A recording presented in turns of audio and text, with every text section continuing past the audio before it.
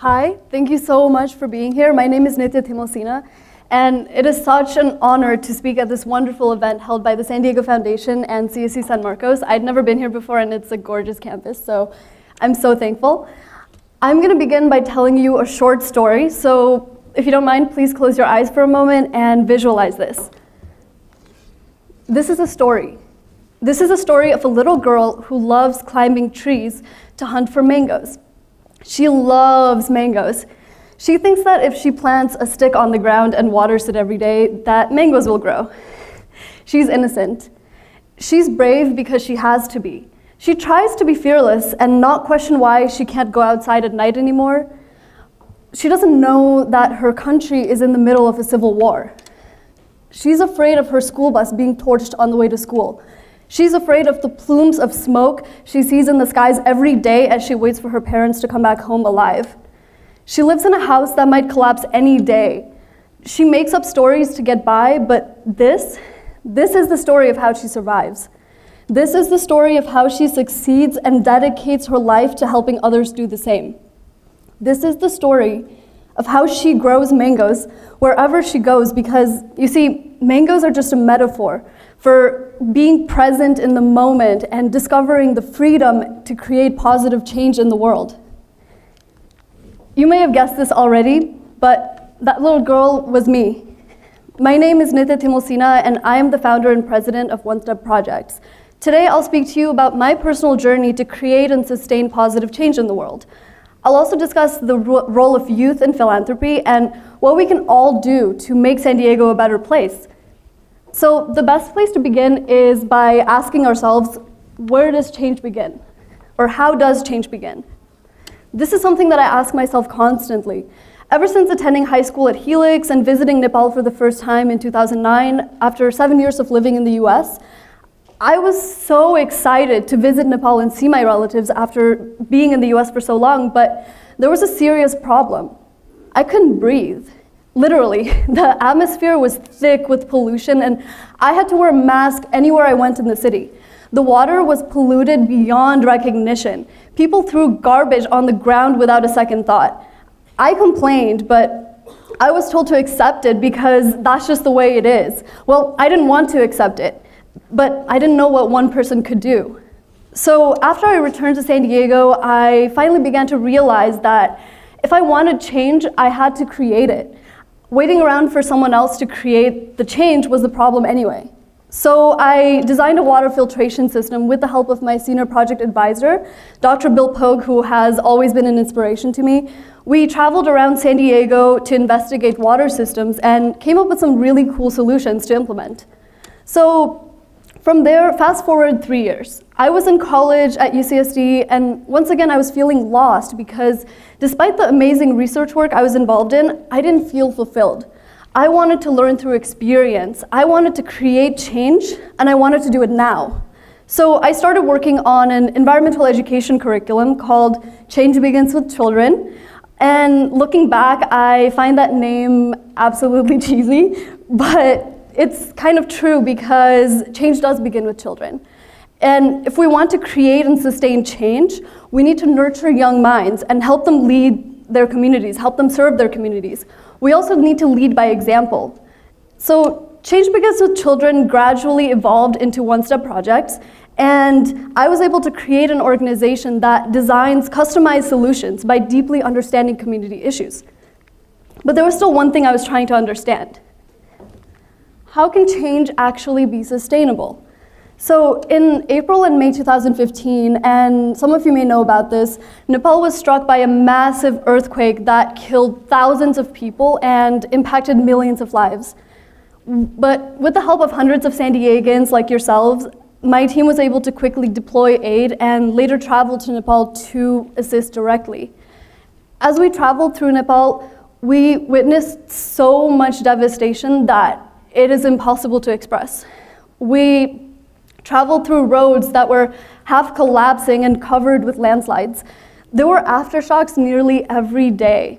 And we worried that the shelters we stayed at would collapse. And as much as we tried, we couldn't ignore the constantly pouring rain outside or the insects that tried to eat us. And I'm not saying that just because I'm scared of bugs. Our hosts, the earthquake victims that we were there to help, insisted on giving us their beds for the night, despite our protests. They kept smiling and saying, "We are so happy you're here, and if the earthquake hadn't happened, we wouldn't even have gotten the chance to meet you because you've given us hope again." And I couldn't believe how kind and optimistic they were, despite everything that they've been through, how they could see the silver lining in everything. And that's when I understood that before we came along, they had no hope. And simply by being there, by being present, we were able to create change. And that's what it's all about. Creating sustainable change is all about being present, appreciating the moment, and forming human connections. So, of course, a big part of this is connecting with the younger generation. The role of youth is absolutely crucial to create and sustain this change. That's a nice picture of my team and some of our students right there. So nearly a year after the earthquakes, we have mentored nearly 200 college students in San Diego, and they have developed creative solutions to construct a model village in Nepal. Global Ties at UCSD has been a huge part of this, and we've created designs for schools, houses, water purifiers, clinics, and so much more. And the really cool thing is that all of these designs will be made open source and available for replication by any organization, anywhere. And just like the students that we're working with, more and more youth worldwide are taking initiative. They're helping in their communities, they're changing the world.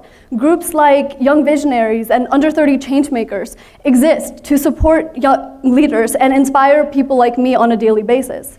But there's still a lot of work that needs to be done if we want to enhance the role of youth in philanthropy. Opportunities for creative participation in community development need to be available to young people from an early age.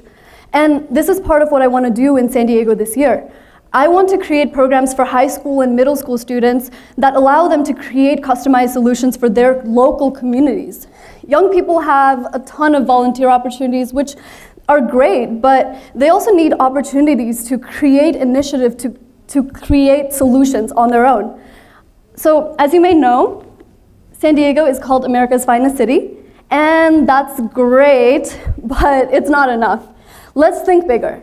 I want San Diego to be the world's finest city because it is already the world's kindest city.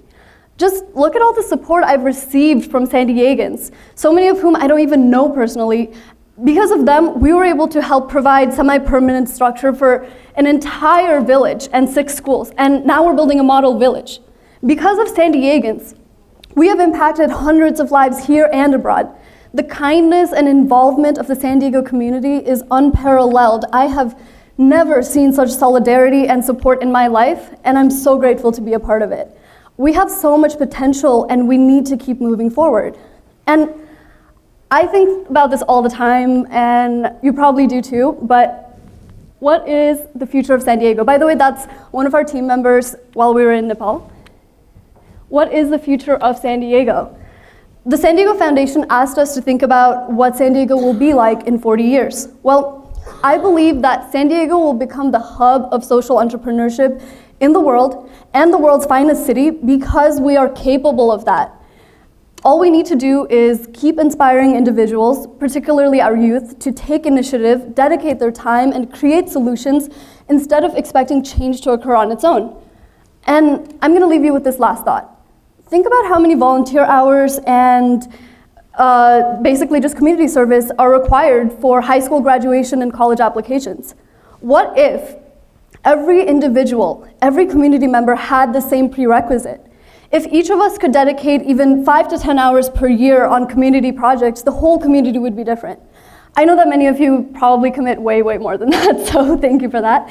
But there are more than 1 million people living in San Diego. Imagine how quickly our community could improve if even half of those people could invest 5 hours every year. Imagine how sustainable any positive change would be. Imagine what we could create if we were more present and enabled our youth to develop solutions. That is the future that we need to aim for. Thank you.